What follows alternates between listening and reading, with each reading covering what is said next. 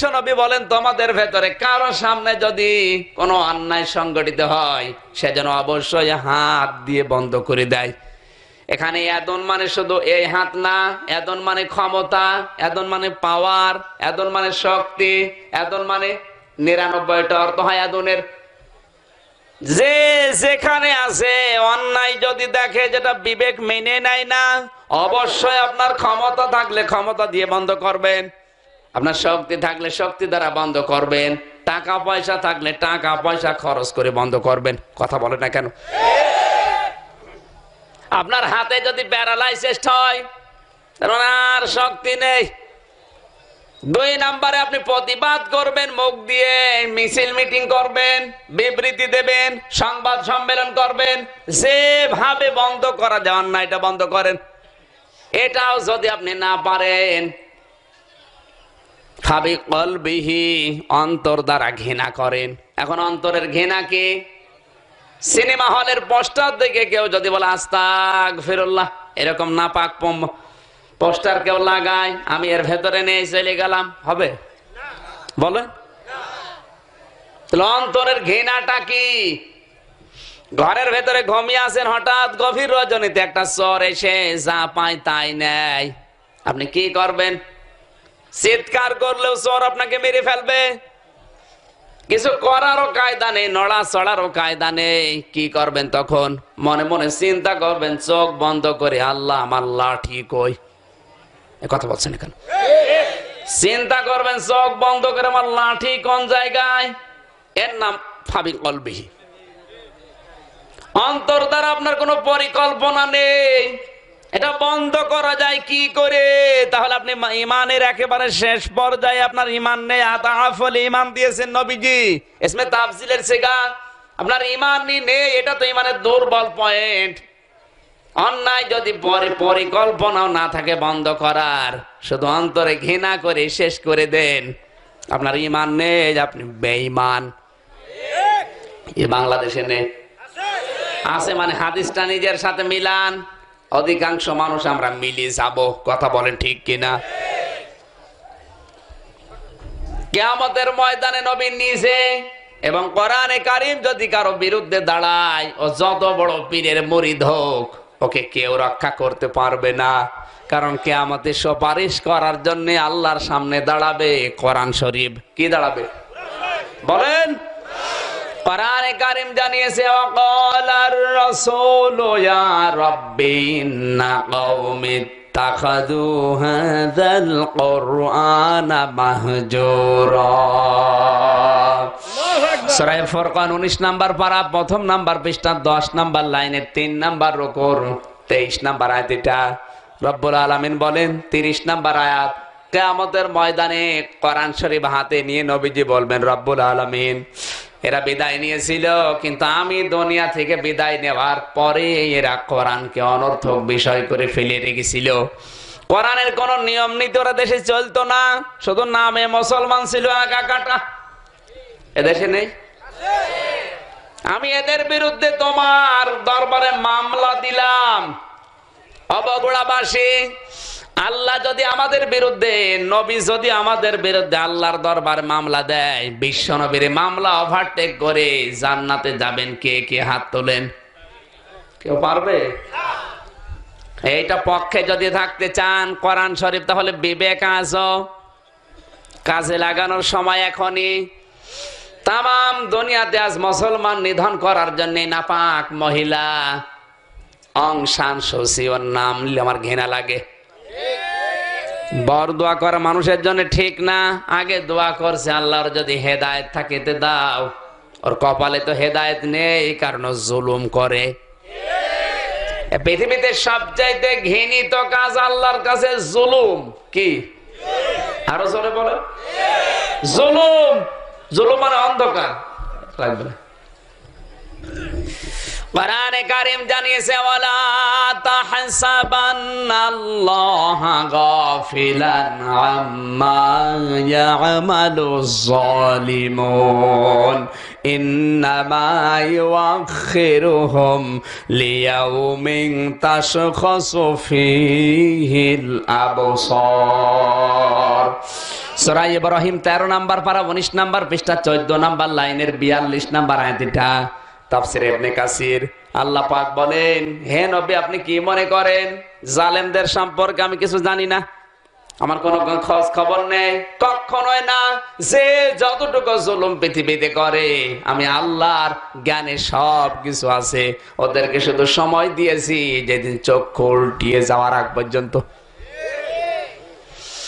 কোরআনে কারিমে অন্য জায়গায় আল্লাহ আরো স্পষ্ট জানিয়েছেন, ইন্নামাস সাবিলু আলাল্লাযীনা ইয়াযলিমুনান নাস ওয়া ইয়াবগুনা ফিল আরদি বিগাইরিল হক উলাইকা লাহুম আযাবুন আলীম। জোরে বলেন আল্লাহু আকবার। সূরা শূরা 25 নাম্বার পারা 6 নাম্বার পৃষ্ঠা 13 নাম্বার লাইনের 42 নাম্বার আয়াত। এইটাও তাফসীরে এটা তাবারিতে আছে। আল্লাহ তাআলা বলেন, আমার মামলা কিয়ামতের ময়দানে তাদের বিরুদ্ধে যারা মানুষের উপরে অত্যাচার করে। এটা বাংলাদেশে নেই? আরো আসতে বলেন। আজ পৃথিবীতে অনেকে নীরব অত্যাচারের শিকার, প্রকাশ্য অত্যাচার জুলুমের শিকার মায়ানমার। আরো আসতে বলেন। এটা মজারের আলোচনা, বর্তমান ভবিষ্যৎ, প্রেজেন্ট ফিউচার। তার মানে বর্তমানে যারা মানুষের উপরে জুলুম করছে ভবিষ্যতেও করবে।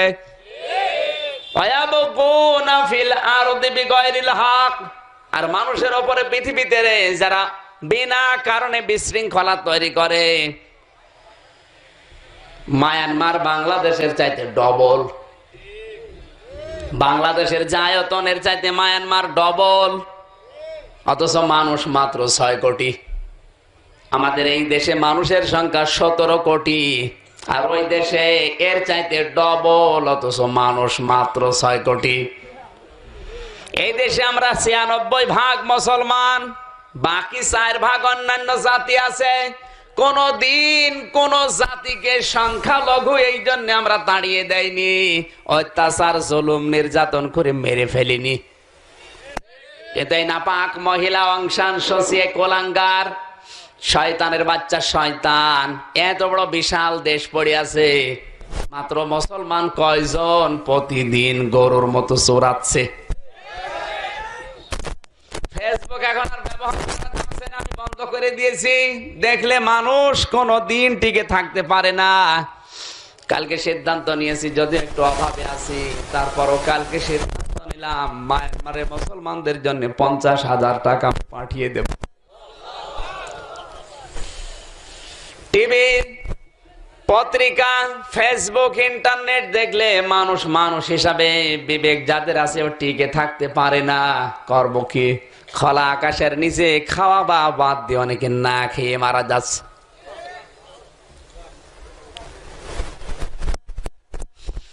আমার ভাইরা, আমার সিদ্ধান্ত, আল্লাহ পাক বলেন কিয়ামতের ময়দানে আমার বড় বিচার হবে, আমার নিজের মামলা হবে জালেমদের বিরুদ্ধে। সুতরাং এই জালেমের বিরুদ্ধে আল্লাহ নিজে যখন মামলা দেবে, ওর বিরুদ্ধে বদদোয়া করতে আর বাধা নেই। আরো আসতে বলেন।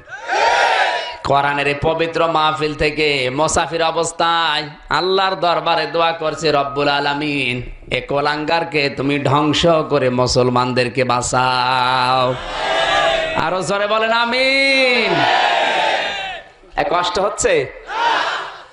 শুধু আস্তাগফিরুল্লাহ পড়ার নাম তাওবা না, আপনার অনুশোচনা আসা লাগবে, অনুতপ্ত হওয়া লাগবে। 3 নম্বরে জীবনের মতো আপনাকে অন্যায় কাজ থেকে ফিরে আসা লাগবে। এতদিন আমি জানতাম না, এখন আমি জানলাম। গত বছরে সিলেটে একটা আলোচনায় ইয়াসিন শব্দের ব্যাখ্যা করেছিলাম। ইয়া মানে হে, হরফে নেদা এটা, সিন মানে সাজ্জেদ। সিন শব্দের 5টা অর্থ বলেছিলাম ওই সময়। সিন মানে সাজ্জেদুল আলামিন, সিন মানে সাজ্জেদুল বাশার, সিন মানে সাজ্জেদুল কাউনাইন, সিন মানে সাজ্জেদুল আম্বিয়া, সিন মানে সাজ্জেদুল মুরসালিন। সুবহানাল্লাহ বলতে পারেন? এটা পাবেন আপনি তাফসিরে কাবীরে। আল্লামা ফখরুদ্দিন রাজি রহমাতুল্লাহ আলাইহি ইয়াসিন শব্দের ব্যাখ্যা করতে গিয়ে 5টা অর্থ দিয়েছেন। লোকটা ছিল বামপন্থী সভাপতি, আলোচনা শেষ হওয়ার পরে পরের বছরে আবার গেছি ওই জায়গায়, উনি নিজেই সভাপতি, পড়া চেহারা পরিবর্তন। রাতের বেলা আমারে ডাক দিয়ে বলে, হুজুর গত বছর ইয়াসিন শব্দের ব্যাখ্যা করেছিলেন যে আদর্শ কাকে বলে। আমি বামপন্থী রাজনীতি করতাম, সারা জীবন আমি মানুষের তৈরি করা আইন আর কানুন প্রতিষ্ঠার জন্য আন্দোলন করেছি, কিন্তু ইয়াসিন শব্দের ব্যাখ্যা শুনে আমি পরিবর্তন হয়ে গেছি। আমি জীবনের মতো ফিরে এসেছি। যতদিন আল্লাহ আমাকে বাঁচিয়ে রাখে কোনোদিন কোন মানুষের আইন প্রতিষ্ঠার জন্য আর আন্দোলন করব না, কাজ করব না। যতদিন বেঁচে আছি আল্লাহর তৈরি করা আইন প্রতিষ্ঠার জন্য আমি আন্দোলন করব।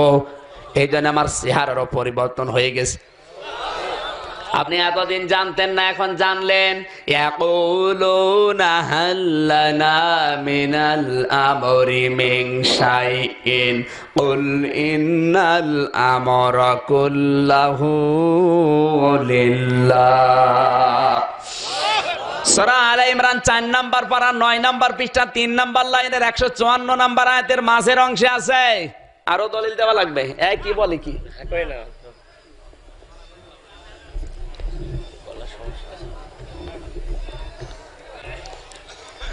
আল্লাহ তাআলা বলেন, ইয়াকুলুনা হাল্লানা মিনাল আমরি মিন শাইইন। হে নবী, আপনাকে যদি মানুষেরা জিজ্ঞাসা করে যে আইন তৈরি করার কোন ক্ষমতা কি আল্লাহ আমাদের দিয়েছে, আপনি বলুন কুল ইন্নাল আমরা কুল্লাহু লিল্লাহ। আইন তৈরি করার কেবল মাত্র মালিক আল্লাহ। আল্লাহ বাদ দিয়ে ক্ষমতা পৃথিবীতে কারো নেই। যদি আল্লাহ অন্য কারো হাতে দিত তাহলে সে নিজের ব্যক্তি স্বার্থে, দলীয় স্বার্থে, নিজের আত্মীয়করণ করার জন্য আইন বানাতো। নিজের ছেলে জিনা করলে আইন একরকম, আর সলিমদ্দি ছেলে জিনা করলে আইন আর একরকম। এই জন্য পৃথিবীতে কারো হাতে আল্লাহ এই জিনিসটা ছেড়ে দেয়নি, যদিও বাংলাদেশের কিছু মানুষ নিজের হাতে তুলে নিয়েছে। বেশি বলে ফেললাম। এই যে ডক্টর কামাল সংবিধান প্রণেতা, আল্লাহর চাইতে বেশি বোঝে মুসলমানের দেশ। 96% মুসলমান। 42 বছর স্বাধীন হওয়ার পরে প্রতিবার আমরা মুসলমান ক্ষমতায় পাঠাই। এই দেশে এবার আল্লাহর আইন বাদ দিয়ে অন্য আইন তৈরি করা লাগবে। পেয়েছেন কোথায়? আমরা বলি কাফের তো দেশে নেই, কাফের খুঁজে পাচ্ছেন না। এটা কি? এটা যদি মুসলমান হয় তাহলে এই আয়াত আপনি বাদ দিয়ে দেন, বলেন। আবার এই সমস্ত নাস্তিক, আল্লাহর আইনের বিরুদ্ধে যারা আইন তৈরি করে, এরা মারা গেলে জানাজা বড় বড় হয়। বাইতুল মুকাররমে 2-3 জন ইমাম একসাথে জানাজা পড়াচ্ছে।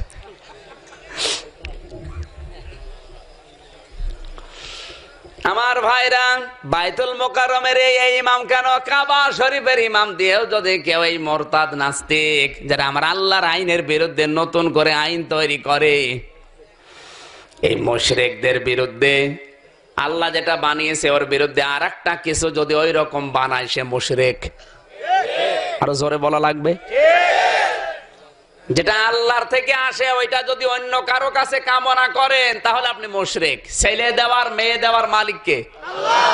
এটা যদি আল্লাহ বাদ দিয়ে অন্য কারো কাছে কেউ চায়, সে মুশরিক। সে দয়াল বাবা হোক, খাজা বাবা হোক, আর জিন্দা পীর হোক আর মরা পীর হোক, সন্তান দেওয়ার মালিক কেবলমাত্র আল্লাহ। আরো আসতে বলেন। এটা আর পৃথিবীতে কারো কাছে আপনি বলতে পারবেন না। মা বোন যারা এসেছেন, অনেকের সন্তান হয় না। 2 বছর, 5 বছর, 15 বছর, 20 বছর পার হওয়ার পরে আমার একটা চাচার সন্তান হয়েছে বিয়ের 22 বছর পর। কোনো মাজারে তো যায় না। আর আপনার 2-3 বছর পার হওয়ার পরে ছেলে মেয়ে না হলে মরক রান্না করে বাবার দরবার দৌড়াচ্ছে। জিজ্ঞাসা করবেন মা কোথায় যান, বলবে বাবা আমার ছেলে মেয়ে হয় না, পীরের কাছে যাচ্ছে। কারেন্ট মাজার। এই বগুড়ায় কুকুর আছে না নেই? আর আসতে বলো। ছেলে মেয়ে হয় না? কয়টা? 5টা 6টা 10টা 15টা করে বছরে জন্মাচ্ছে, কোনো বাবা লাগে না। বিবাহ বাবাই তৈরি হচ্ছে। ওর কি ফ্যামিলি প্ল্যানিং আছে? ও কি ফ্যামিকন খায়? আরো আসতে বলে। ওর কিচ্ছু লাগে না। বিনা বাবায় প্রতি বছরে বছরে 8টা 10টা করে জন্ম দেয়, আর তোমার একটা জন্ম দিতে গিয়ে 2-3টা বাবা মারা শেষ। কুকুরের মতো বিশ্বাস তোমার নেই। আর কি নিকৃষ্ট কথা বলা যায় বলেন। এরপরও অনেকে দৌড়ায়। কারেন্ট মাজার, কিসের কারেন্ট? আগুন ধরিয়ে দেবেন। কোন মাজারের অস্তিত্ব কোরআন হাদিসে নেই, এগুলো সব ভণ্ডরা বানিয়েছে। শোনেন,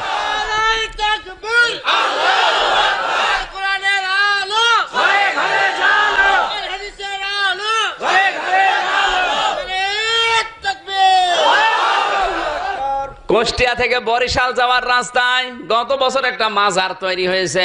রাস্তার ধারে নাম দিয়েছে পায়খানা শাহ রহমতুল্লাহ আলাইহ।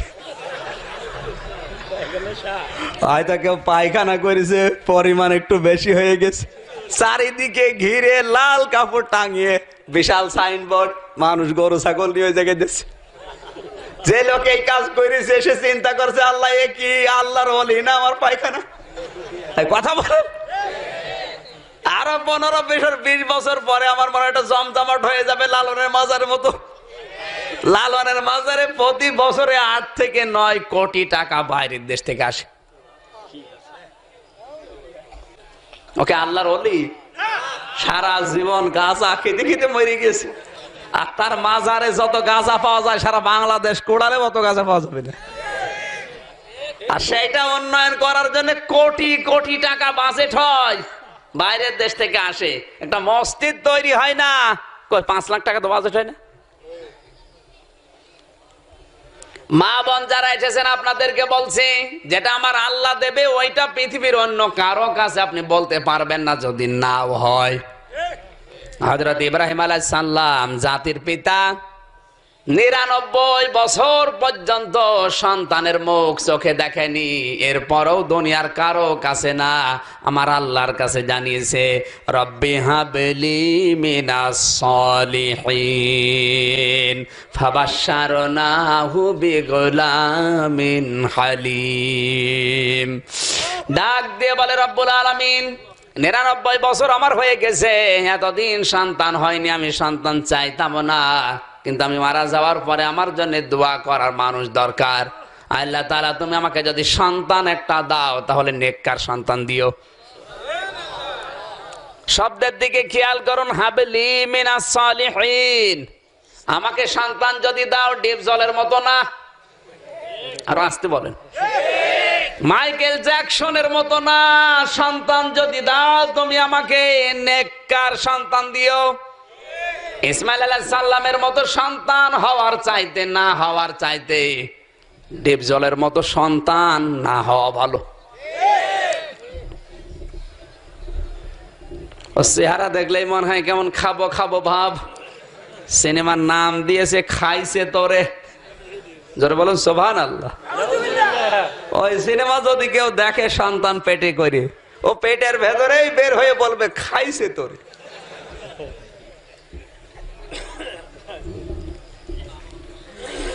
সন্তান পেটে নিয়ে দোয়া করেছিল, আল্লাহ তুমি আমাকে নেককার সন্তান দাও। আমার আল্লাহ বলেন, 99 বছর পর্যন্ত কোন পীরের কাছে, কোন মাজারে, কোন দরবারে, কোন গাছের কাছে, আগুনের কাছে না, আমি আল্লাহর উপরে ভরসায় শুধু না, যেমন তেমন সন্তানও তুমি চাও না, চেয়েছো নেককার। আমি আল্লাহ জবাব দিয়ে দিলাম, ফাবাশশারনাহু বিগুলামিন হালিম। এমন সন্তান তোমাকে দিলাম। হালিম শব্দটা আমি আল্লাহ কোন নবীর নামের শেষে দেইনি। পরা কোরআন শরীফ আপনি খুলে দেখবেন, ইসহাক নবীকে আল্লাহ ডাক দিয়েছেন গোলামিন আলিম বলে, আমার জ্ঞানী বান্দা। মুহাম্মদ রাসূলুল্লাহকে আল্লাহ ডাক দিয়েছেন খুলুকিন আযীম, আমার মহান বান্দা। আর ইসমাইল নবীকে আল্লাহ উপহার দেওয়ার সময় ডাক দিয়েছেন গোলামিন হালিম, আমার সহনশীল বান্দা। আল্লাহ কিন্তু হালিম না দিয়ে সবের দিতে পারতেন। সবের আর হালিম পার্থক্য কি? সবের বলা হয় ছোট খাটো বিপদ যারা ওভারকাম করতে পারে, আর হালিম বলা হয় বড় বড় বিপদ যারা ওভারকাম করতে পারে। সুবহানাল্লাহ বলতে পারেন না? এমন সন্তান আল্লাহ ইসমাইল আলাইহিস সালামকে দুনিয়ায় পাঠিয়েছিলেন ইব্রাহিমের ঘরে। এমন হালিম তিনি। আমার আলোচনা যেহেতু হালিমের দিকে নাই, যেন আমি ওদিকে যাচ্ছি না। অনেক গুরুত্বপূর্ণ তথ্য এই গোলামিন হালিমের ভেতরে আছে। আমার আলোচনার বিষয় ছিল যেটা আল্লাহ দিতে পারে, আল্লাহ করতে পারে, ওইটা অন্য কারো কাছে ধর্ণা দেওয়া মুশরিক। বলেন সন্তান দেওয়ার মালিক আমার আল্লাহ। পেটের ভেতরে নারী বানাবে না পুরুষ বানাবে, ওই ক্ষমতা আল্লাহর। সুতরাং কারো বারবার মেয়ে হলে যদি কেউ রাগ করে ওর স্ত্রীর উপরে না, ও যেন আমার আল্লাহর উপরে রাগ করেছে। এলাকায় সব নেই, গ্রাম অঞ্চলে এগুলো বেশি।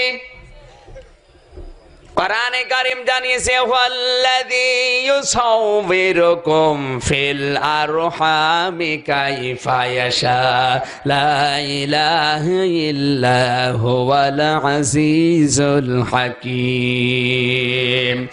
সূরা আলে ইমরান 3 নাম্বার পারা 9 নাম্বার পৃষ্ঠা 6 নাম্বার লাইনের প্রথম নাম্বার রুকুর 6 নাম্বার আয়াত। এটা তাফসীরে বাইসাবি থেকে বলছে। আল্লামা বাইসাবি রাহমাতুল্লাহ আলাইহি আয়াতের তাফসীর করতে গিয়ে লিখেছেন, তিনি সে আল্লাহ যিনি মায়ের পেটের ভেতরে তোমাদের আকৃতি তৈরি করেন। মুফাসসিরিন ইকরাম লিখেছেন আকৃতি তৈরি করেন মানে বাবার স্ফলিঙ্গ দিয়ে দ্রুত গতিতে যে পানিটা মায়ের রেহেমের ভেতরে পড়ে।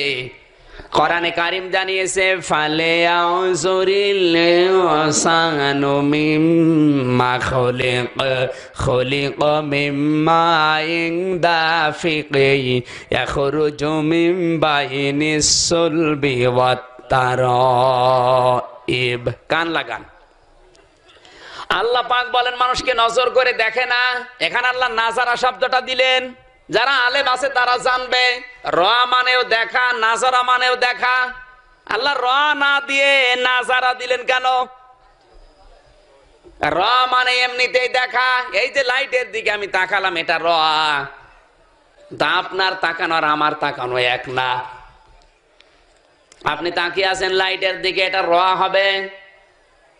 কিন্তু আপনার পেছনে বসে আছে যিনি বিশ্ববিদ্যালয়ের স্যার, কি জানো, শেবলুর রহমান, উনি যদি লাইটের দিকে তাকায়, ওনার তাকানো আপনার তাকানো এক না। উনি তাকানোর পরেই চিন্তা করবে লাইটের আলো আসতেছে কোন জায়গা থেকে, এর নেগেটিভ পজিটিভ ঠিক আছে কিনা, তারটা আলো আসে কোন জায়গা থেকে। এর নাম কিন্তু শুধু র দেখা না, এর নাম নাজারা, গবেষণার দৃষ্টিতে দেখা। আল্লাহ ফালিয়ানজুরিল কেন দিলেন? নজর করে গবেষণা করে চিন্তা ভাবনা করো, কি দিয়ে তোমাকে বানালাম, কিসের এত মাতব্বরি তোমার। তোমাকে বানিয়েছি বাবার স্ফলিঙ্গ দিয়ে দ্রুত গতিতে বের হয়ে যাওয়া নাপাক পানি থেকে, যেটা শরীরে রাখলে গোসল ফরজ হয়ে যায়। বলেন লক্ষ্য করুন, আল্লাহ এখানে সুলবন দিয়েছেন 1 বছর আর তারাইব দিয়েছেন বহু বছর। ডক্টর মরিস বুকাইলি বাইবেল, কোরআন এবং বিজ্ঞান নামে একটা বই লিখেছে। 14 পৃষ্ঠায় আমি দেখেছি, অনেকগুলো তাফসীর পড়ার পরে বসছিলাম না। এই বইটা থেকে তথ্যটা পেয়েছি। আল্লাহ পুরুষের লজ্জা স্থানের ক্ষেত্রে সুলবন দিয়েছেন, আর তারাইব মহিলাদের লজ্জা স্থানের ক্ষেত্রে বহু বচন দিয়েছেন। কেন দিলেন এই শব্দ দুইটা? কারণ সন্তান তৈরি হওয়ার জন্য বাবার যতটুকু কষ্ট সহ্য করা লাগে, মায়ের তার চাইতে কম পক্ষে 3 গুণ কষ্ট বেশি হয়। আরো ভেঙে বলা লাগবে? আপনি তো জন্ম দিয়ে শেষ, বিছানার দায়িত্ব পালন করে আপনি শেষ। বাকি যে দায়িত্বগুলো আপনাকে পৃথিবীর মুখ দেখানো পর্যন্ত সব পালন করছে আপনার মা। 10 মাস 10 দিন একাধারে পেটের ভেতরে রাখা কোন বাবা আজ পর্যন্ত টের পায়নি। পেয়েছে? পুরা কষ্টটা মা বহন করে।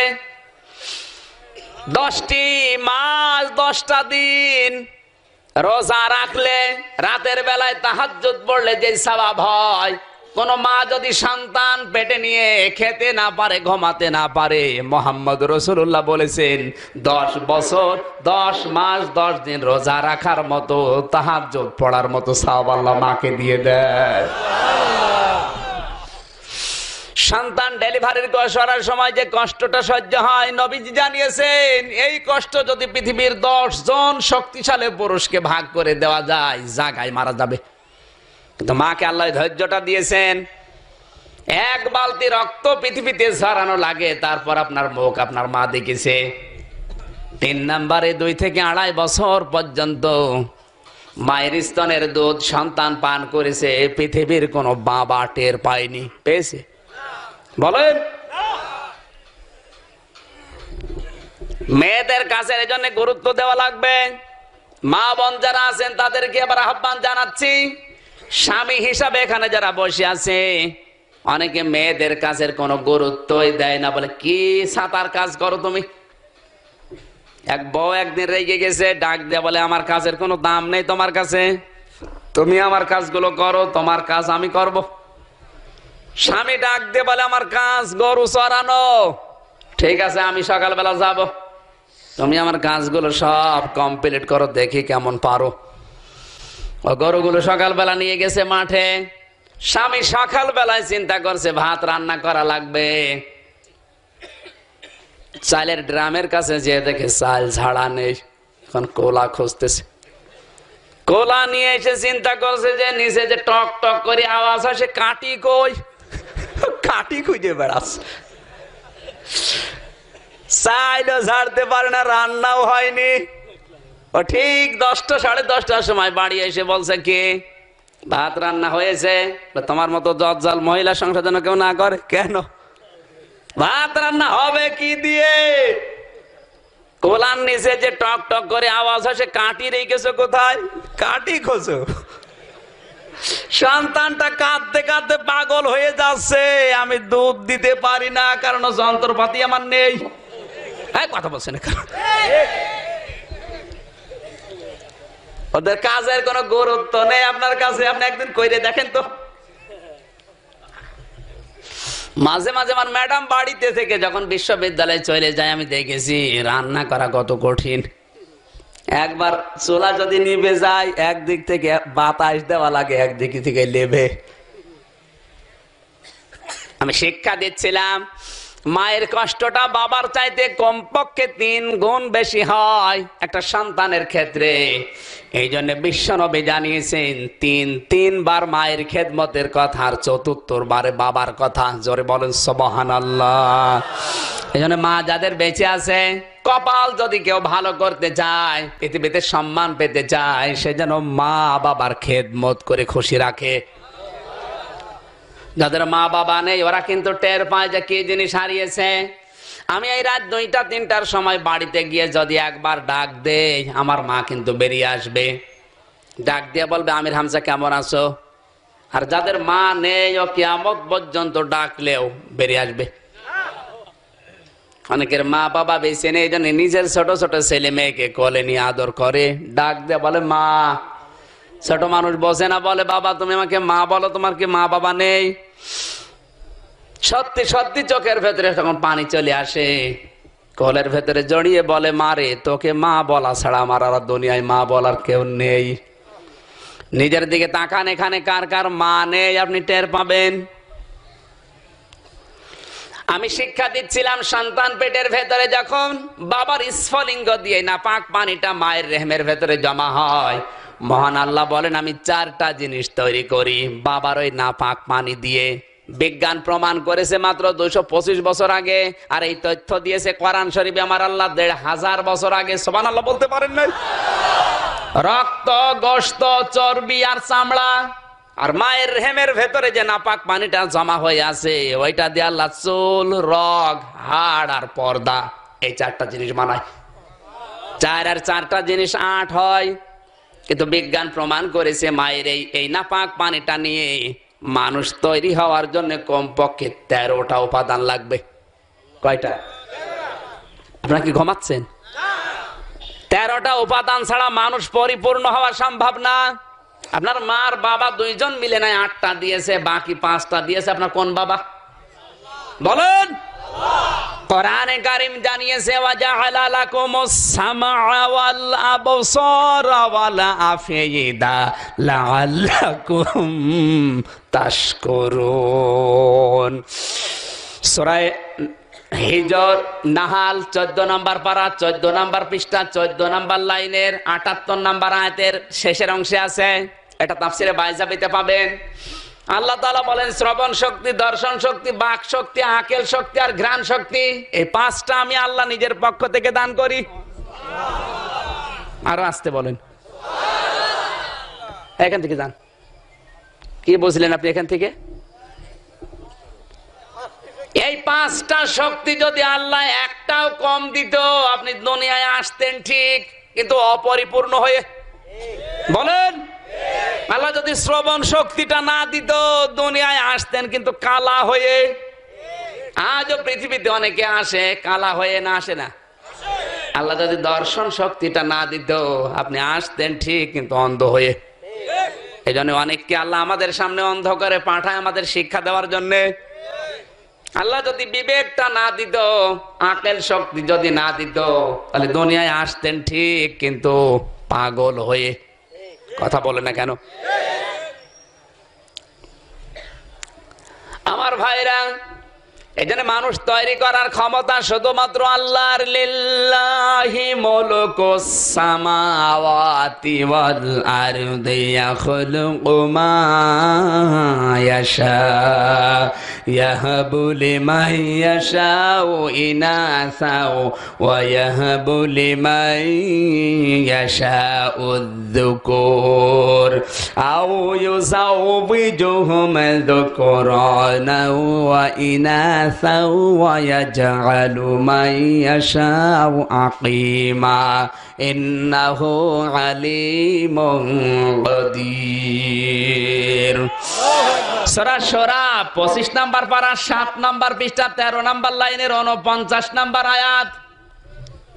তাফসীরে ইবনে কাসির থেকে এটা বলছে, আল্লাহ তাআলা বলেন তিনি রাজত্বের মালিক, আসমান জমিনের যে রাজত্ব এ মালিককে আরো জোরে বলা লাগবে। এখানে জনগণ সমতার সমস্ত ক্ষমতার উৎস, এই আয়াত অনুযায়ী কথা বলা শিরিক। এ বিশ্বাস আছে আমাদের? বগুড়ায় তো থাকার কথা না? ক্ষমতার উৎস জনগণে কথা বলা জায়েজ নেই। যদি এই বিশ্বাস নিয়ে কেউ মারা যায়, ও মুশরিক। আর ওর জানাজা পড়লে আবু তালিবের মতো কবুল হবে না? আবু তালিব মুশরিক ছিল, মারা গেছে, রাসূল জানাজা পড়েছে, কবুল হয়েছে? আরো জোরে বলেন। ও মুশরিক থাকার পরে নবী দোয়া করলে যদি আল্লাহ ফেরত দেয়, তাহলে আপনিও মুশরিক এই আকীদা নিয়ে মারা গেলে আপনার জন্য আমির হামজা দোয়া করলে কবুল হবে? আল্লাহ কি পাগল হয়ে গেছে? বলেন।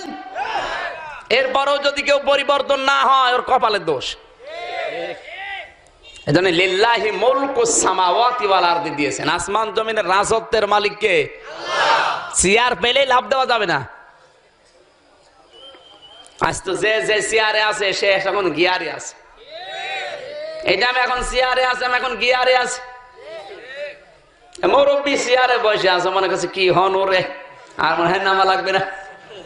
1 ঘন্টা পরে যে নামিয়ে দেবে ওনার খবর আছে। বাস্তবে অবস্থা এখন তাই দেখছি, যে যখন চেয়ারে থাকে সে তখন গিয়ারে থাকে। কোনদিন চিন্তা করেন আল্লাহ আমি চেয়ারে বসলাম, আবার 2 ঘন্টা পরে নাচেন, আবার নামা লাগবে কিনা। কথা বলে না কেন? পৃথিবীর প্রত্যেকটা চেয়ার কিন্তু আপনাকে স্মরণ করায় বসেছ, বেশি সময় না, খুব বেশি হলেও 2 ঘন্টা নামাই লাগবে। কারণ কি? এই বলেন, 2 ঘন্টা পরে নামা লাগবে কেন? কারণ এর পরে আসতেছে তাহাজ্জুদের নামাজ। আর ঘুমান। চেয়ার মানে আমি যে এই চেয়ারের কথা সুন্দর চেয়ারের কথা বলছি। অনেকে মনে করছে ওই চেয়ার, আর ওই চেয়ার তো 41 সাল। ও চেয়ারের কথা বলে মার খাবো? এই যে এই চেয়ারের কথা বলছি। এ চেয়ারে যে বসবে তার নামাই লাগবে। আমি নেমে পড়লাম, দেখলেন না? আসল চেয়ারের মালিক কে? ও চেয়ারের কোনো পরিবর্তন নেই। সে চেয়ারের নাম কি? আল্লাহ বলেন একটা চেয়ার আছে আসমান আর জমিন পরিব্যাপ্ত, যেখানে বসি আমি, ওইটাই কোনো পরিবর্তন নেই। আল্লাহর চেয়ার থেকে কেউ নামাতে পারবে? আরো জোরে বলুন। গতকালকে মাটি হয়ে গেছে মোজাম্মেল হক, চুয়াডাঙ্গার এমপি। ওর চেয়ার কত ছিল নিজেও জানতো না। তাল্লু মিলের মালিক, বঙ্গস ফ্যাক্টরির মালিক, ঢাকায় মিল করছে। বাইরের দেশে অনেক ফ্যাক্টরি আছে, টাকা ওর উপরে শুয়ে থাকতে পারত। তো মারা যাওয়ার পরে এখন কি সিয়ার দেবে? কি দিয়েছে?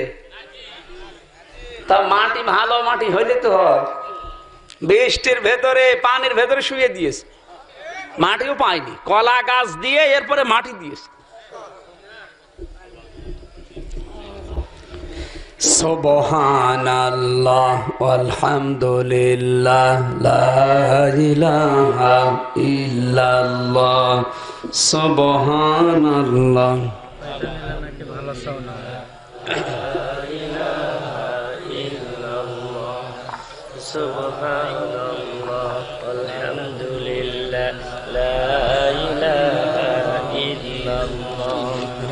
কিছু নাড়ব না, যে যেখানে আসে কথা বলবো না।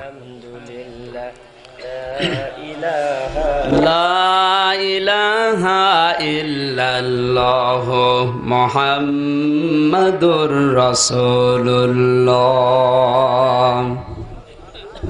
আমি আর নিচে নামবো? ঠিক আছে।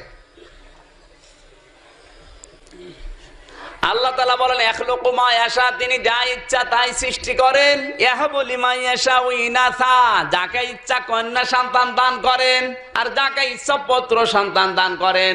যাকে ইচ্ছা কন্যা পুত্র কিছু দেয় না, বন্ধা করে রাখে। সব কিছুর উপরে ক্ষমতা কার? আল্লাহ। রুহুল মানি তাফসীরের ভেতরে, এখানে কান লাগান, এই ওঠাউঠি করে কারা গো? 1-1.5 ঘন্টা বসে থাকতে পারে না। ও বিয়ে দিলে বউ আরো আসতে পারে। আর দেখেন তো, কেউ এটা কাজ ছেলে দেখেন তো, ওর যেন বিয়ে না হয়। ও বিয়ে দিলে এলাকার বদনাম হবে। বুড়ো মানুষ দিয়ে একটা উঠলে মন খারাপ হয় না, তো যুব হয় আর একটা উঠছে, আস্তে করে হাত ধরে বসিয়ে দে।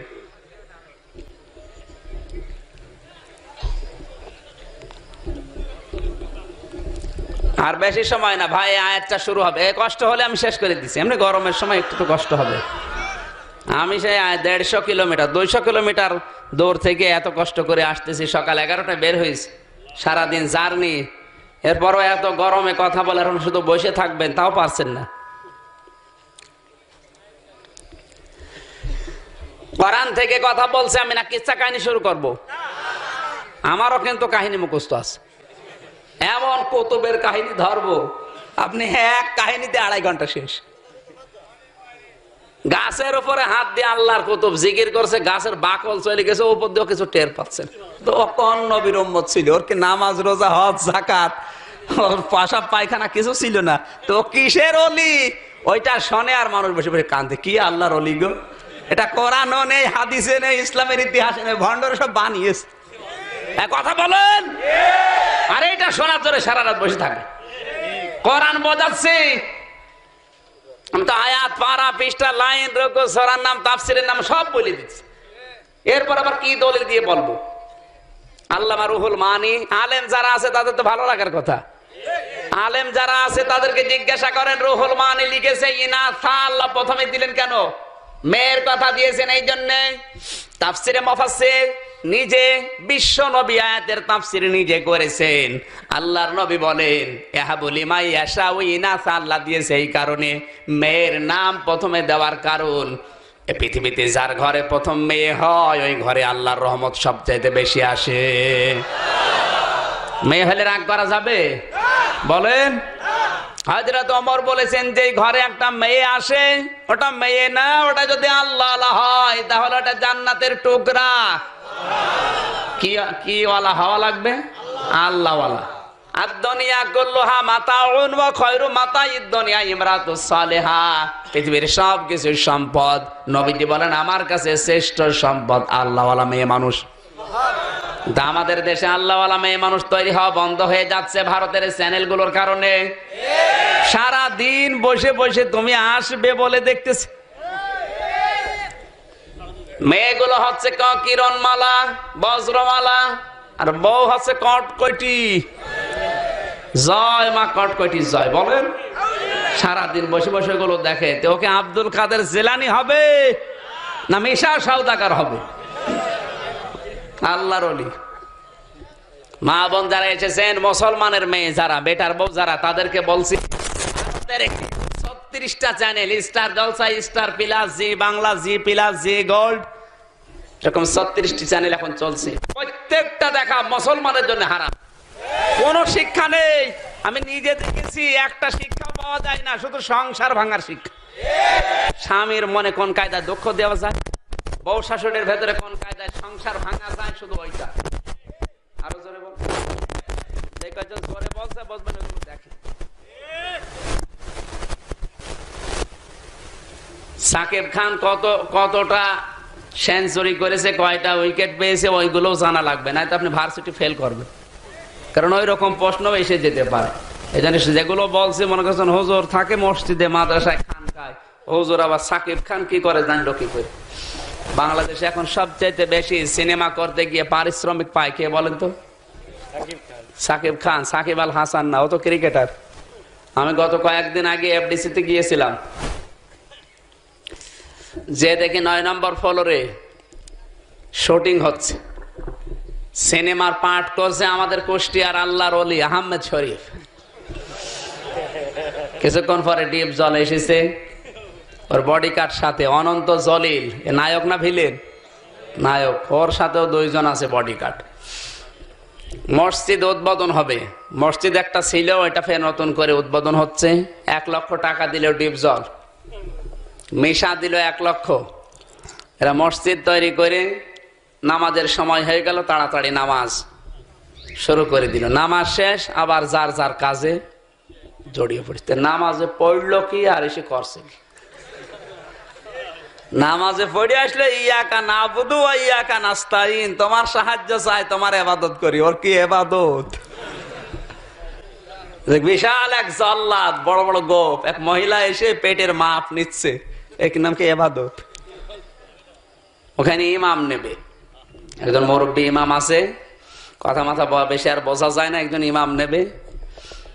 একজন ভাই আছে পরিচিত, আমার বসে হুজুর আপনি লাগেন। লাগবো, এই জায়গায় ইমাম হয়ে সারা দুনিয়ায় কালকে ছড়িয়ে যাবে। আমির হামজা এফডিসির ইমাম, আমার ওয়াজ চলবে।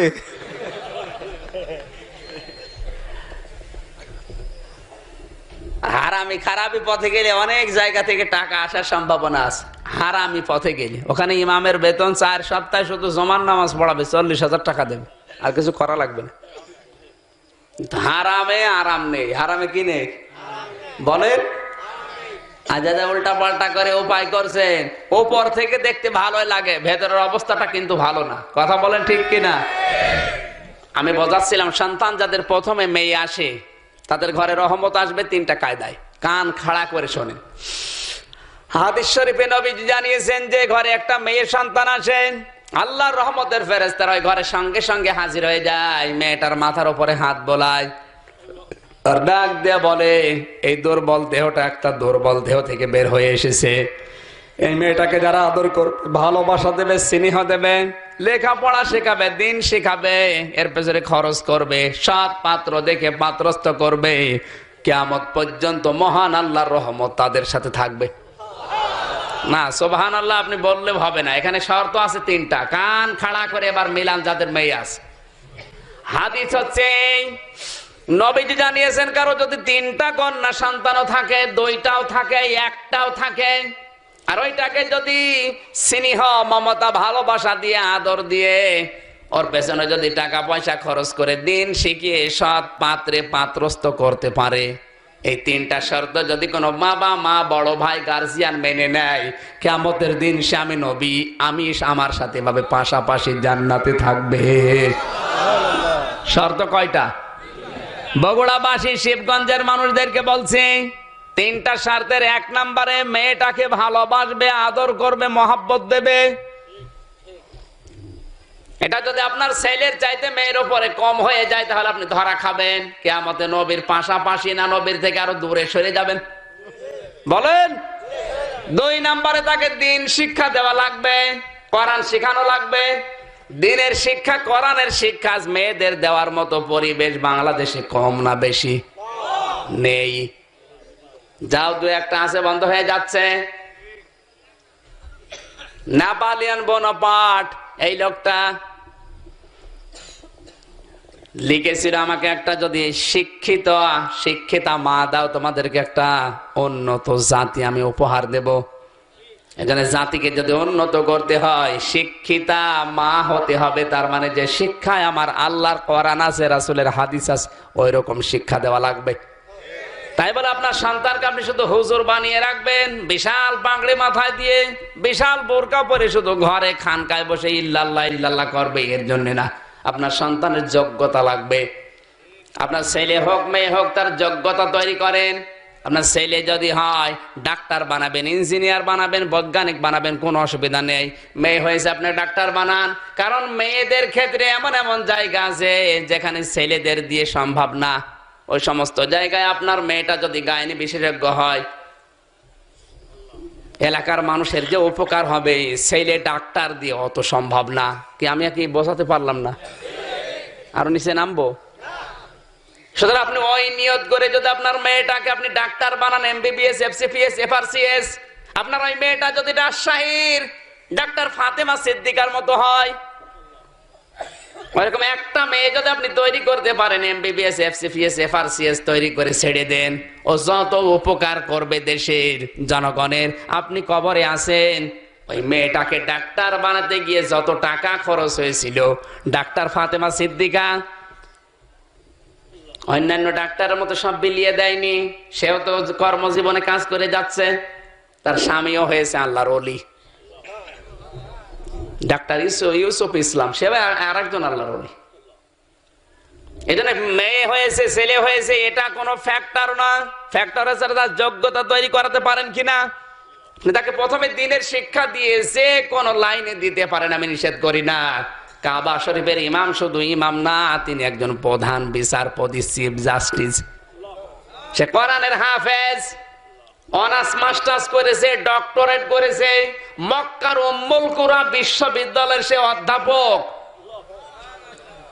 আমরা মনে করি শুধু ইমামতি করে খাই, উনি শুধু ইমাম না। এ পৃথিবীতে এখন সবচাইতে একদিনে বেশি টাকা উপায় করে কে বলেন তো? হ্যাঁ না, ঠিকই তো বলেছে। কাবা শরীফের ইমাম আব্দুর রহমান সুদাইসি এই পৃথিবীতে এখন বর্তমান বিশ্বে সবচাইতে বেশি বেতন তার। তার চাইতে বেশি বেতনে পৃথিবীতে আর কারণে একদিনে মাসিক বেতন 99 কোটি টাকা, বাংলাদেশের টাকা অনুযায়ী 99 কোটি টাকা। অনেকে মনে করেছে হুজুর এত টাকা দিয়ে করে কি। ওনারে জিজ্ঞাসা করা যায় যে ইন্টারনেট যারা ব্যবহার করেন, ফেসবুক যারা চালান, ইন্টারনেট ইউটিউবে যান, টিউব মেটে যান, ওনার নাম লেখেন ডক্টর আব্দুর রহমান সুদাইসি, চলে আসবে। আপনি যদি কথা বলতে চান ইংরেজি ভাষায় অথবা আরবি ভাষায় বলতে পারবেন, কি বলবেন? জিজ্ঞাসা করবেন হুজুর আপনি 99 কোটি টাকা বেতন, তার মানে পরান সৌদি আরবে অত বেতন আর কারণে, কারণ উনি সবচাইতে বড় মসজিদের ইমাম, আল্লাহর ঘর কাবা শরীফের ইমাম। তার চাইতে যদি বেতন আর কাছে বেশি হয়, জিজ্ঞাসা করেন আপনি টাকা কি করেন? উনি জবাবও দিয়েছিল আমি টাকা আমি আল্লাহর ব্যাংকে জমা রাখি। আল্লাহর ব্যাংক কোথায়? বলে সোমালিয়ায়, কাশ্মীরে। যে সমস্ত মানুষগুলো খেতে না খেতে মারা যাচ্ছে, আমার নিজের ব্যক্তিগত প্লেন আছে।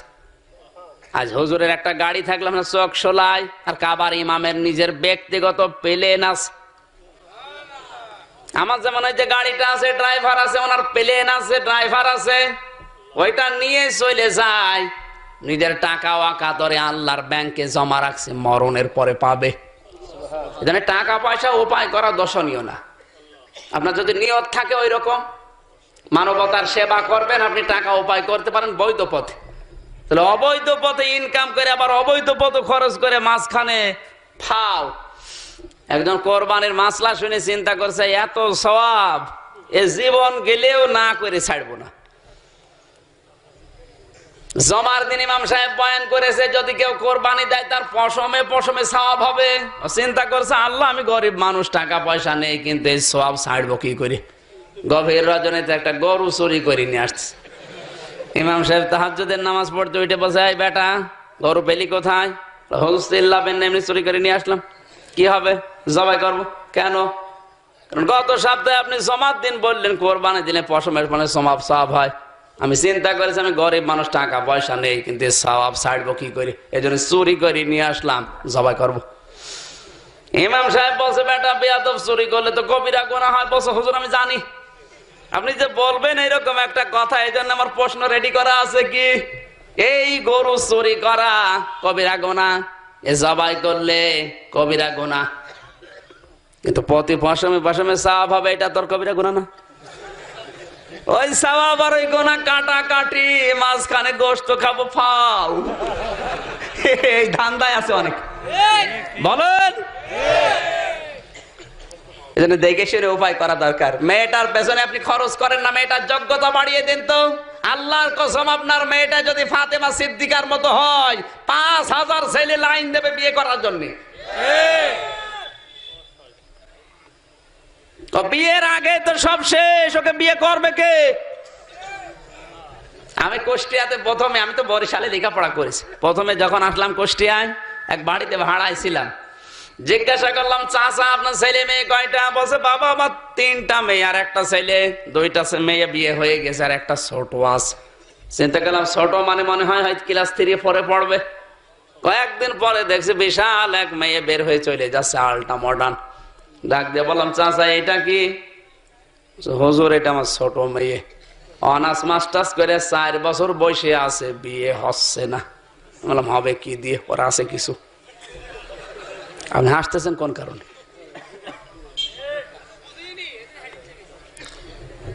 সব কিছু শেষ করে দিয়েছেন, আপনি পর্দায় রাখেননি। যদি এখন বলা হয় বগুড়াবাসী শিবগঞ্জের মানুষ সকাল বেলায় এই ময়দানে একটা বিশাল খাসি ছাগল যার দড়ি ধরলেও গন্ধ বের হয়, ওইটা নিয়ে আসা হবে, আসবেন? যদি বলা হয় সকালবেলা একটা হরিণ নিয়ে আসা হবে, আসবে না? আসবে না? আরো জোরে বলেন। ও পর্দায় থাকে, যেন ওর মর্যাদা বেড়ে গেছে। আর ছাগল যেটা আমি বাংলায় নাম বললাম না, ওইটা আসলে ওকে দেখতে কেউ আসবে না, কারণ ওর আগেই দেখা। বলেন। আমার গ্রাম সম্পর্কে এক দাদা, 2টা মেয়ে, 2টাই ক্লাস 9-এ পড়তো। ওই সময় ডাক দিয়ে বললাম 9-এ পড়ে, বড় হয়ে গেছে, মেয়েদেরকে বোরকা কিনে দেন। আমারও বলছে আমির হামজা কসি মেয়ে, আর একটু বড় হোক। ক্লাস 9-এ পড়ে, কসি মেয়ে। কিছুদিন পরে শুনলাম 2টাই 2জনের হাত ধরে পালিয়েছে। যে দেখি দাদা দাদি কাঁদতে কাঁদতে চোখ আপেলের মতো মোটা মোটা। ডাক দিয়ে বললাম দাদি দাদা কেঁদে লাভ নেই, কসি মেয়ে। আমার বলছে আর বলিস না। আপনার মেয়েটার যোগ্যতা অর্জন করাবেন। আবার বলছি ছেলে হোক মেয়ে হোক, শুধু হুজুর বানানোর কোনো দরকার নেই। আপনার ছেলে বিশ্ববিদ্যালয়ে স্যার হবে, আপনার ছেলে এমবিবিএস ডাক্তার হবে, এফসিপিএস হবে, এফআরসিএস হবে, ও ডিসি হবে, এসপি হবে, এমপি হবে, বড় ভালো ভালো কাজ করবে, আপনি কবরে বসে বসে সওয়াব পাবেন। এগুলো করার জন্য তাকে কোরআনের জ্ঞানটা আগে দেওয়া লাগবে। বলেন। আজও বাংলাদেশে যে কয়জন শিক্ষক, যে কয়জন ডাক্তার, যে কয়জন ইঞ্জিনিয়ার, বিজ্ঞানী আজ সৎ পথে আছে, খোঁজ খবর নিয়ে দেখেন পেছনে হাত দিয়ে কোরআন শরীফের জ্ঞান ছিল। আরো আসতে বলেন।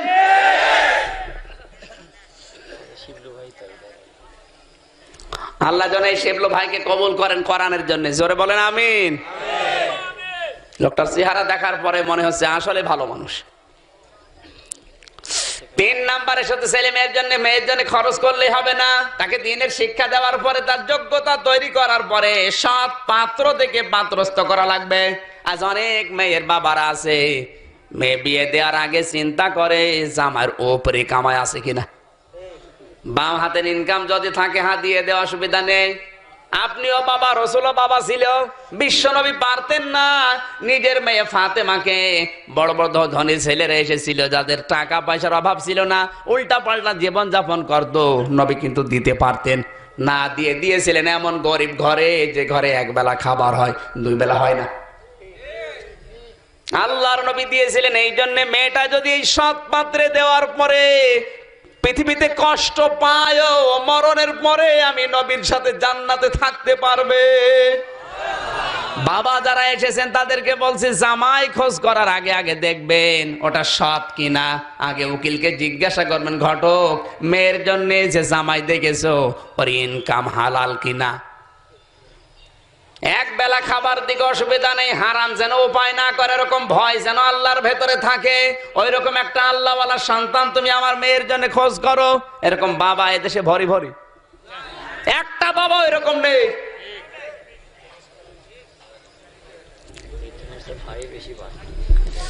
আমার ভাইরা, এই যে তিনটা শর্ত নবীজি জানিয়েছেন, তিনটা শর্ত যদি দুনিয়ায় কোনো বাবা বড় ভাই কোনো গার্জিয়ান মেনে চলে মেয়ের জন্য, ফেরেশতারা কি দোয়া করেছিল? ইলা ইয়াউমিল কিয়ামা, কিয়ামত পর্যন্ত আল্লাহর রহমত তাদের উপরে থাকবে। শুধু দুনিয়ায় না, মরণের পরে কিয়ামতের ময়দানে যখন ওই বাবা মা জাহান্নামে যেতে চাইবে, ওই মেয়েটা সামনে দাঁড়িয়ে বাঁচাবে। জোরে বলেন আল্লাহু আকবার। এরকম একটা মেয়ে আমাদের ঘরে থাক নাকি? আমি শিক্ষা দিতে দিতে এসেছিলাম ওই সেই আকেল থেকে। তওবা করলে শুধু হবে না, এই তিনটা শর্ত মেনে যারা বাড়ি থেকে বের হয়েছে, 2 নম্বরে যে কথাগুলো শুনবো, এই ভালো ভালো কথাগুলো মেনে চলবো। ওয়া আমিলা সলিহান ফাউলাইকা ইবাদদিলুল্লাহ। আল্লাহ বলেন এই 2টা শর্ত নিয়ে যারা বাড়ি থেকে এসেছে ওদের পেছনের কোনো অপরাধ আমি আর বাকি রাখবো না, সব নেকি দিয়ে পাল্টিয়ে দেব। জোরে বলেন সুবহানাল্লাহ। আল্লাহ যেন কবুল করেন, জোরে বলেন আমিন। দরুদ আর সালাম রাসূলের উপরে পাঠ করে আমার তেলাওয়াতকৃত আয়াত হচ্ছে সূরা মায়েদার 26, 27, 28 তিনটা আয়াত পড়েছি। আপনারা থাকবেন তো? হ্যাঁ থাকবেন আপনারা। 4 দিন আগে কোরবানি গেল, মাত্র 4 দিন আগে। 2 তারিখে কোরবানি গেছে না? 3, 4, 5, 6 4 দিন আগে গেছে। কোরবানি আল্লাহ পর্যন্ত গেল কিনা এটা অনেকে জানি না। এই আয়াত আজকে বলে দেবে গেল কিনা। 12 লক্ষ টাকা দিয়ে গরু জবাই করেছিল অনেকে, 7 লক্ষ টাকা দিয়ে গরু জবাই করেছে অনেকে। ওটা যদি 12 লক্ষ 7 লক্ষ না, 12 কোটি টাকা দিয়ে যদি কেউ গরু জবাই করে কোনো লাভ নেই যদি আমার আল্লাহ পর্যন্ত না যায়। কথা বলেন ঠিক কিনা? আল্লাহ রাব্বুল আলামিন উম্মতে মুহাম্মাদীকে জানিয়েছেন আতলু আলাইহিম নাবা আবনাই আদামা বিল হক ইদ করবা কুরবানান ফাতুকবিলা মিন আহাদিহিমা ওয়া লাম ইউতাকাব্বাল মিনাল আখার قال لأقتلنك قال إنما يتقبل الله من المتقين। চিৎকার করে বলেন আল্লাহু আকবার। খুব ভালোভাবে শোনা লাগবে, এখান থেকে আজ অনেক শিক্ষা বের হবে ইনশাআল্লাহ। আরো একটি ভন্ত ভাই এদিকে তাকান। আল্লাহ তাআলা বলেন, হে নবী আপনি আপনার উম্মতদেরকে আদম আলাইহিস সালামের সন্তানদের সত্য কাহিনী শোনান। এই কাহিনীটা শোনানোর জন্য আদেশ দিচ্ছে কে? আল্লাহ। বলেন আল্লাহ। এই কাহিনী ওই খাজা বাবার কাহিনী না, এই কাহিনী কোন কুতুবের কাহিনী না, এই কাহিনী কোন ওলি আল্লাহর না। এই কাহিনী সরাসরি আমার আল্লাহ নিজে কোরআনে দিয়েছেন। অতলু তেলাওয়াত করে শোনান। আলাইহিম নাবা আবনাই আদামা বিল হক, আদম আলাইহিস সালামের সন্তানদের এই ঘটনা আপনার উম্মতদেরকে শোনান। এটা সত্য ঘটনা। নাবা দিলে অর্থ হয়ে যায়, আবার বিল হাক্কি দেওয়ার দরকার কি? এটা শুধু ঘটনা না, এই যথার্থ কিছু কথা এর ভেতরে আছে, এইগুলো আপনার উম্মতদেরকে জানান।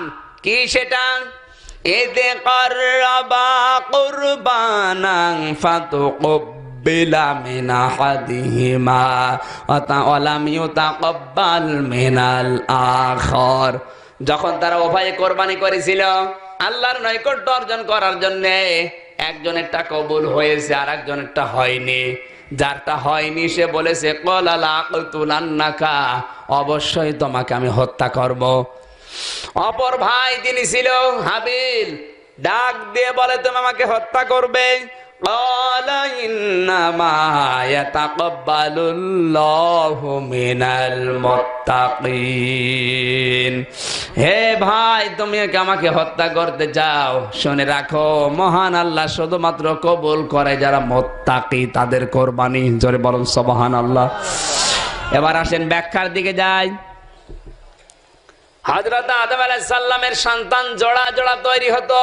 আমার আল্লাহ ওই পৃথিবীতে, ওই সময় পৃথিবীতে মানুষের সংখ্যা যেহেতু কম ছিল, এজন্য আদমের সন্তান আল্লাহ জোড়া জোড়া দিয়েছিল। একবারে এক জোড়া ছেলে আর একবারে এক জোড়া মেয়ে, কিন্তু বিপরীত ভাবে তাদের শরীয়তে বিয়ের ব্যবস্থা ছিল। কাবিল আর হাবিল এই দুই ভাই। আকলিমা নামে যে মেয়েটি সবচাইতে বেশি সুন্দরী সুশ্রী, তাকে বিবাহ করার কথা হাবিলের, কিন্তু কাবিল ডাক দিয়ে বলে, বাবা তুমি আকলিমাকে আমার সাথে বিবাহ দিয়ে দাও, আর আমার যেটা ভাগে আছে তাসলিমা, এটা তুমি হাবিলের সাথে দাও। হযরত আদম আলাইহিস সালাম বললেন, সন্তান আমার আল্লাহ শরীয়ত দিয়েছে, এটা লঙ্ঘন করা যাবে না। তুমি সন্তান হিসেবে যখন আমার কাছে আবদার করেছো, তোমার আবদারের পরিপ্রেক্ষিতে আমি একটা কথা বলি, কোরবানি করো। যার যে সামর্থ্য আছে ওইটা চাটিয়াল ময়দানে রেখে আসো। বগুড়াবাসী কোরবানির যে সিস্টেমটা আমরা পালন করলাম গত 4 দিন আগে, এটা শুধু 4 দিন আগের সিস্টেম না, এটা আদম আলাইহিস সালাম থেকে হয়ে আসতেছে। কোরবানি এটা প্রত্যেকটা নবীর শরীয়তে ছিল, কিন্তু সিস্টেম ছিল আলাদা। ওয়ালিকুল্লি উম্মাতিন জাআলনা মানসাকাল লিয়াযকুরু ইসমাল্লাহি আলা মা রাযাকাহুম মিন বাহিমাতিল আনআম। সূরা হজের 34 নম্বর আয়াতের প্রথম অংশে আল্লাহ দিয়েছেন, প্রতিটি উম্মতের জন্য, জাতির জন্য আমি আল্লাহ কোরবানি দিয়েছিলাম। কেন? তারা যেন চতুষ্পদ জন্তু জানোয়ার জবাই করার সময় আমি আল্লাহর নাম উচ্চারণ করতে পারে। জোরে বলেন সুবহানাল্লাহ। ফাজকুরু ইসমাল্লাহ, নাম উচ্চারণ করা লাগবে কার? আরো জোরে বলেন। এখান থেকে একটা শিক্ষা বের হয়। আজ বাংলাদেশের বিভিন্ন দরবারে যে সমস্ত জায়গায় আল্লাহ বাদে অন্য কারো নামে জবাই করা হচ্ছে, নাম ধরলে অনেকের মন খারাপ হয়। আমি নিজে দেখে এসেছি, ৮রশিতে আল্লাহ বাদ দিয়ে ইয়া খাজা বলে জবাই করছে। ভারতে কয়েকদিন আগে এক কোলাঙ্গার 20 বছর জেল হয়েছে ওর। ধর্ম গরু ছিল, নির্ভেজাল শয়তান। ওর 20 বছর না, ওকে ফাঁসি দেওয়ার দরকার ছিল। বলেন। আজ বাংলার জমিনে হাজার হাজার দরবার আছে, 48,000 দরবার আজ বাংলাদেশে। নাম করা কিছু দরবারে যেগুলো শরীয়ত বিরোধী কাজ হচ্ছে, কিছু বলা যায় না, কারণ রাঘবার বয়েল উপর থেকে কল কাটি নাড়াচ্ছে। এই যে দেওয়ান বাগি, রাজার বাগি, আপনি যান, শরীয়ত বিরোধী কত কাজ, কিন্তু বলা যাবে না, কারণ উপরওয়ালা চাপ। উপরওয়ালা মানে আল্লাহ তাআলা না, আল্লাহর নিচে যারা। এখানে আল্লাহ দিয়েছেন ফাজকুরু ইসমাল্লাহ, জবাই হবে কার নাম নিয়ে? এই জন্য যেই জন্তু জানোয়ার, মুরগি হোক, ছাগল হোক, গরু হোক, আল্লাহ বাদে অন্য কারো নামে জবাই হবে, ওটা মুসলমানের জন্য খাওয়া জায়েজ নেই, হারাম।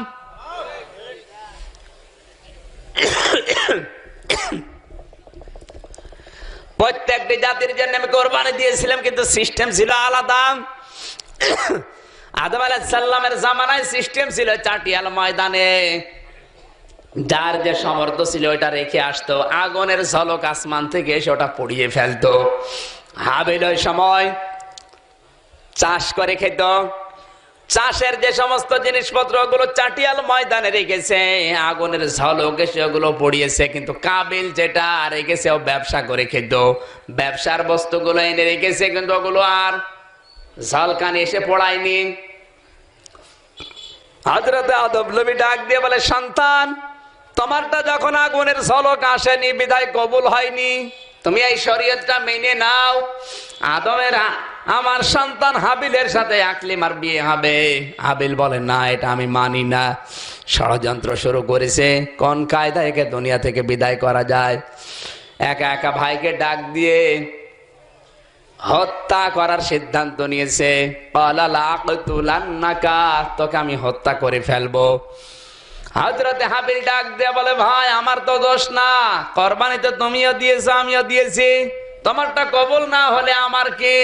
তুমিও সংশোধন হও, জীবন পরিবর্তন করো, নিজেকে পরিপাটি করে আবার সুন্দর করে সাজাও, আল্লাহ ভীতি অর্জন করো, মহান আল্লাহ তোমারটাও কবুল করবে। আজ পৃথিবীতে কাবিলের বংশধর যারা, কাবিলের মনোভাব নিয়ে চলে যারা, নিজে যখন পেরে ওঠে না তখন অন্য পথ অবলম্বন করে। আমার মনে হয় যতটুকু বাংলাদেশে যদি ওই শরীয়ত এখন থাকতো, কত বড় বড় হুজুরের কোরবানি যে পড়ে থাকতো তা আল্লাহ ভালো জানে। আরো আসতে বলেন। বনের জমি ফাঁকি দিয়ে উনি বিশাল গরু জবাই করে কোরবানি দিচ্ছে। আগুনের ঝলক এসে পুড়িয়ে নেবে কোনটা যেটা হালাল রুজি দিয়ে তৈরি হয়েছে। আপনি মানুষের সম্পদ ফাঁকি দিয়ে জোর করে আত্মসাৎ করে অন্যায় করে চাঁদাবাজি করে গন্ডামি করে নিয়ে ওইগুলো কোরবানি দিচ্ছেন। ওই শরীয়ত থাকলে আপনি বুঝতেন আপনি কয় নাম্বার বলেন? বাঁচিয়েছে যে শরীয়তটা নেই। কোরবানি হয় হোক না হয় না হোক, কষ্ট খাওয়াতে হচ্ছে। কোরবানির ঈদ আসলে অনেকের ফ্রিজ কেনার হিড়িক পড়ে যাচ্ছে না, এলাকা সব নেই। এত ফতোয়া উত্তর দিতে দিতে আমার মাথা খারাপ হয়ে যায়। হুজুর কোরবানির গোশত কি একা খাবো না কয়েকজনকে দেবো? ফ্রিজ কিনলাম এত টাকা খরচ করি। ফাকুলু মিনহা ওয়াতিউমুল বাইসাল ফাকির।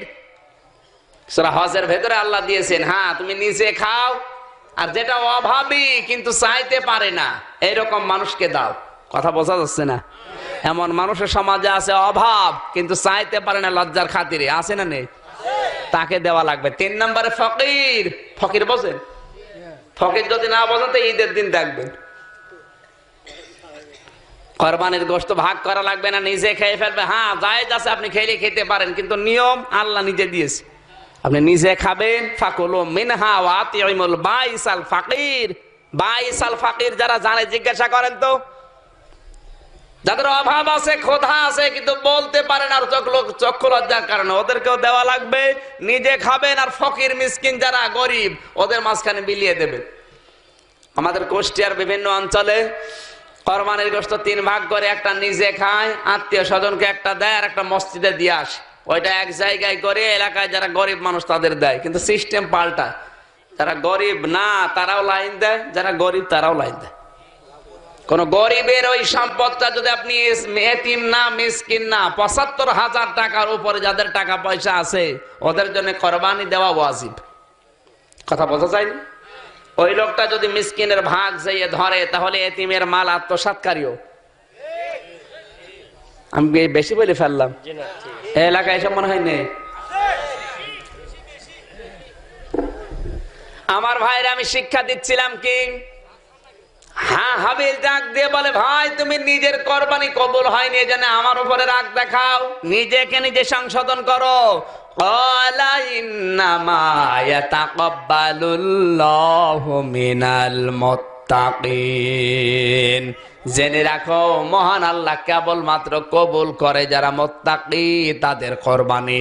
তাহলে কোরবানি কবুল হওয়ার জন্য শর্ত মুত্তাকি হওয়া। কি হওয়া? আরো জোরে বলেন ভাই। এখন মুত্তাকি কাকে বলে?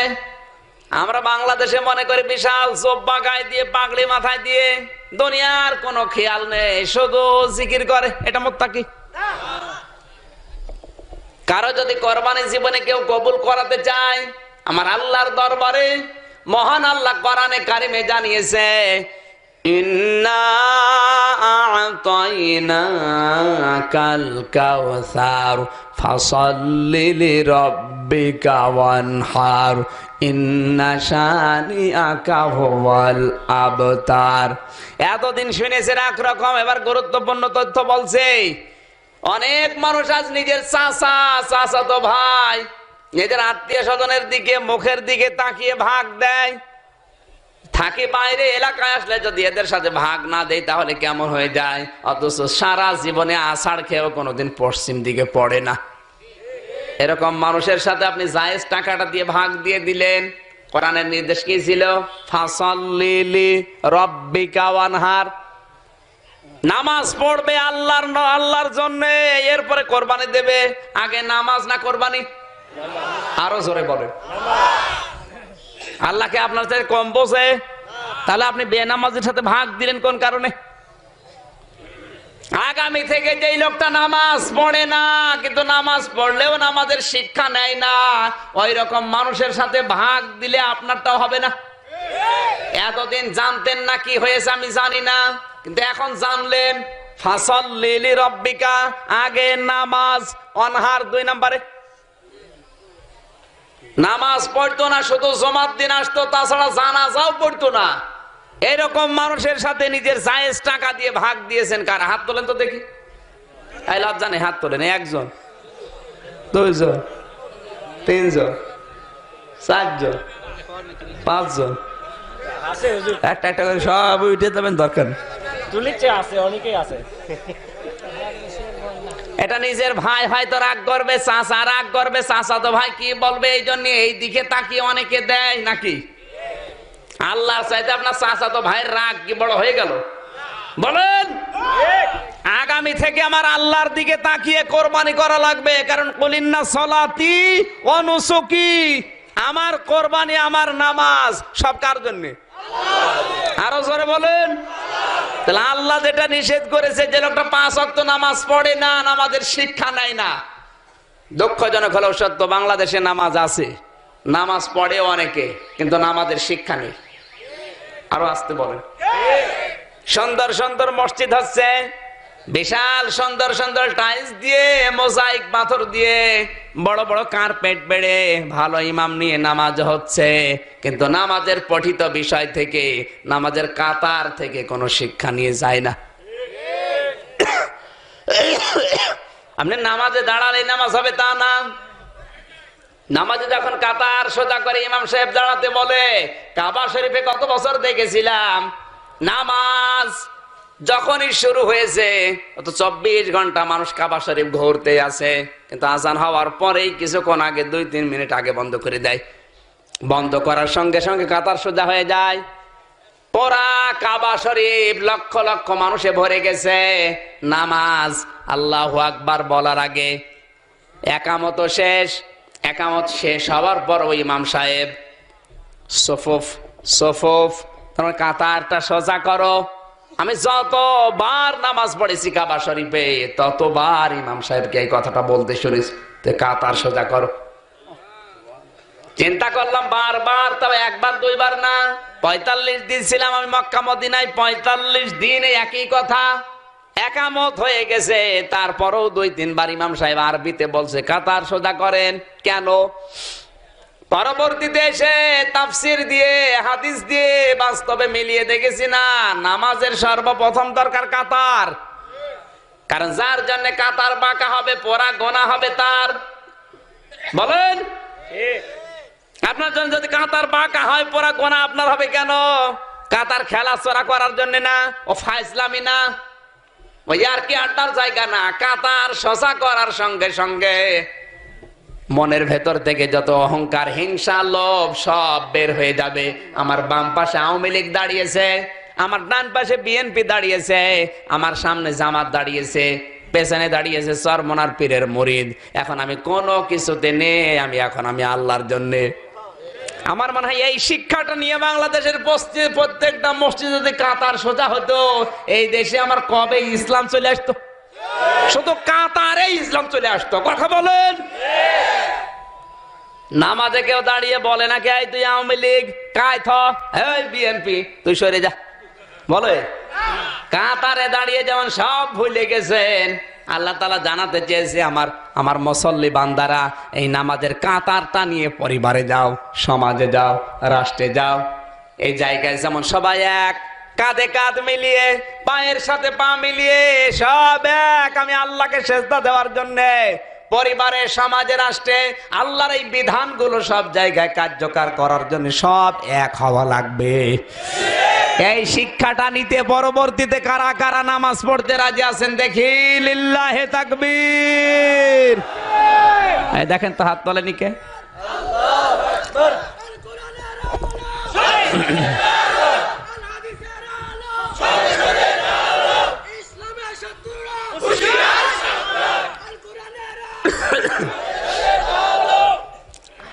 আমার দুঃখ, আজ মায়ানমারের এই অবস্থার জন্য নামাজের কাতার, যারা কাতারে নামাজ পড়ে তারা দায়ী।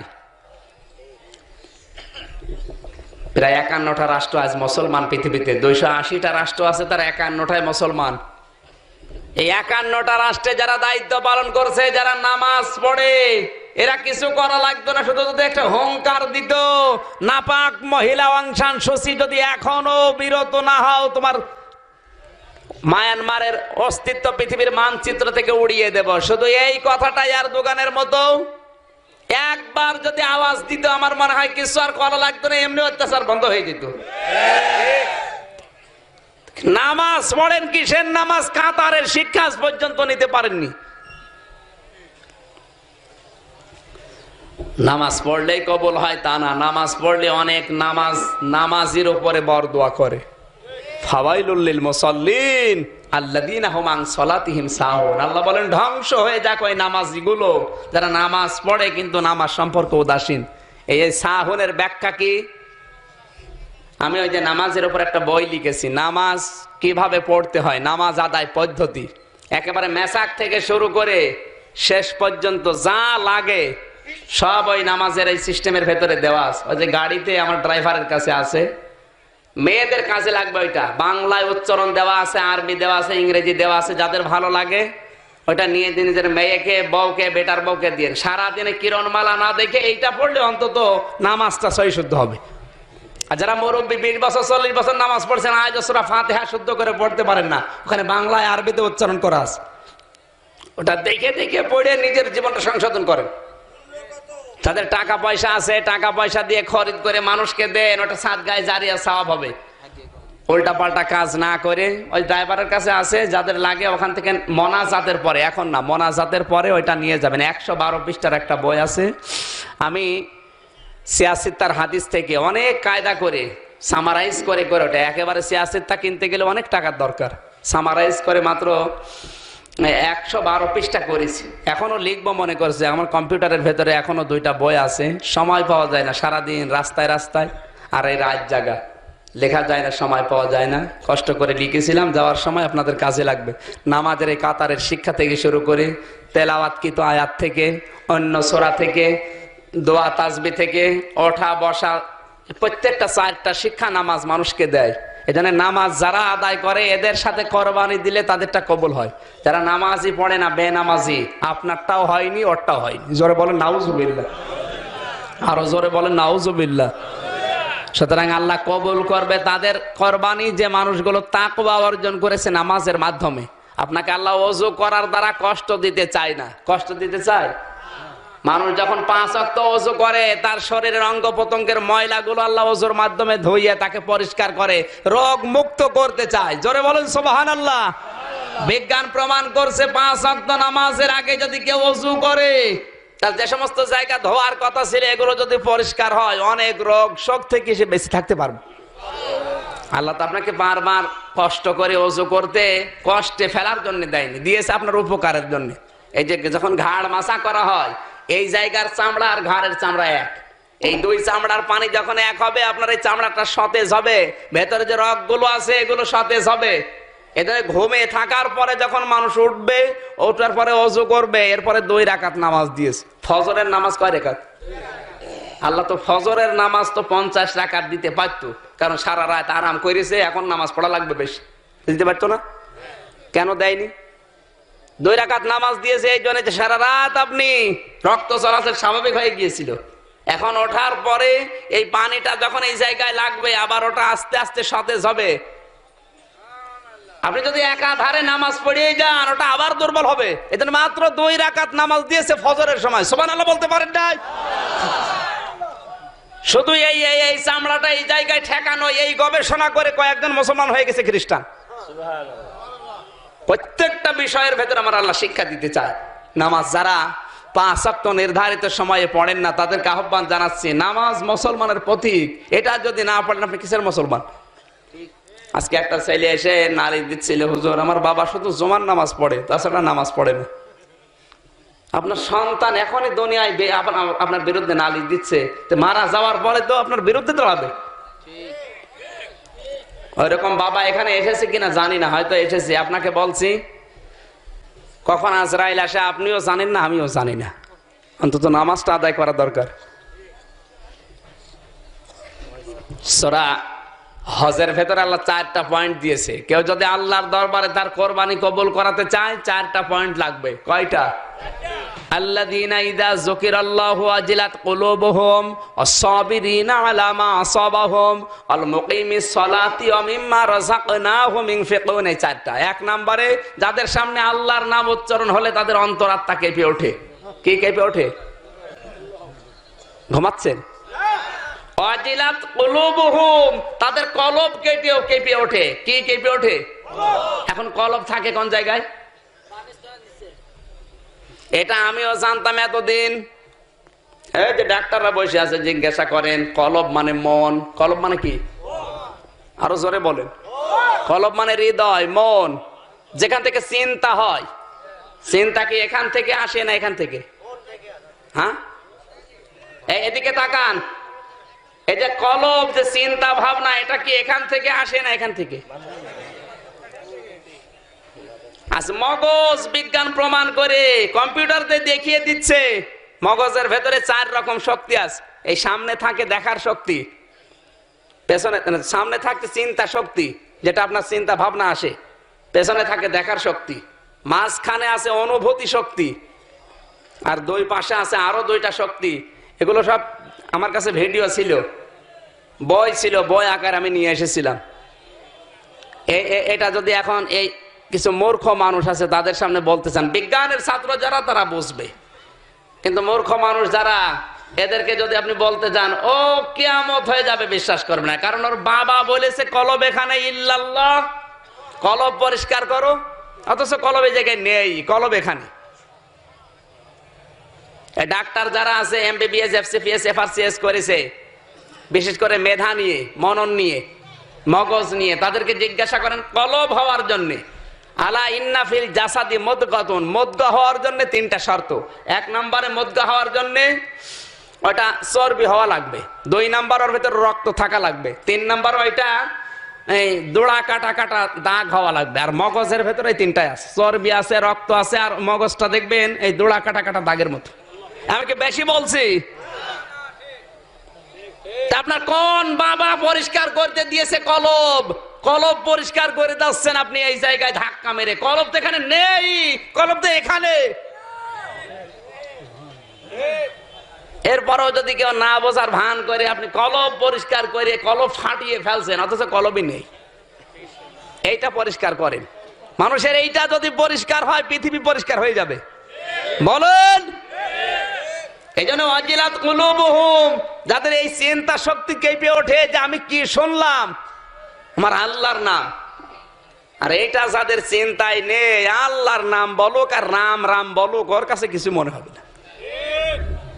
সাবিরিনা আলা মা আসাবাহুম, যাদের বিপদ আপদে তারা ধৈর্য ধারণ করে। এই জন্য ইসলাম মানতে গিয়ে পৃথিবীতে যে যত বড় বিপদে আছে, তার ইবাদত বন্দেগী কোরবানি তত তাড়াতাড়ি কবুল হবে। আরো আসতে বলেন। ডক্টর লোকমান বিশ্ববিদ্যালয়ের জ্ঞানী একজন স্যার, আমি আয়াতের আলোচনা করেছিলাম ওনার সামনে, আমারে জড়িয়ে বলছে আমির হামজা তোমার আমি পড়িয়েছি, কিন্তু সাবিরিনা আলা মা আসাবাহুম, এই যে আলা মা আসাবাহুম এর ভেতরে যে এই কথা আছে আমি এতদিন জানতাম না। পৃথিবীতে ইসলাম